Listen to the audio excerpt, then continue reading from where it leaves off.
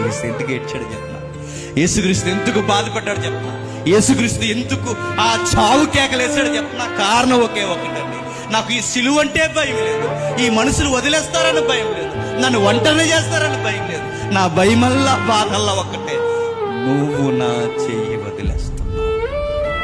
ఎందుకు వదిలేస్తున్నాడంటే రాయబడిన మాట ఏంటి చెప్పిన, దేశమంతా చీకటి కమ్మిందంట. నో, దేశాన్ని చీకటి కమ్మిందో లేదో తర్వాత విషయం, ఆ యేసు ప్రభు దేహాన్ని మన పాపాలు కమ్మేశాయి. అక్షరాలు మన పాపాలే కమ్మేశాయి, మనమే చంపేశాం ఆయన్ని. ఆ రోజు ఆయన చనిపోవడానికి కారణం ఏంటి, మన పాపాలు ఆయన కమ్మేశాయి. అక్షరాలు మనం చంపేశాం.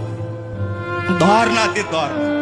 యేసు ప్రభు ఎందుకు విలవిల్లాడిపోయాడంటే కారణం ఒకే ఒకటి, మన వలన తన తండ్రి కొడుకులు చేతికిపోయింది. ఎవరు చేశారు పాపం? ఆయన పాపం చేయలేదు, ఆయన ఏ దొంగతనం చేయలేదు, ఏ వ్యభిచారం చేయలేదు.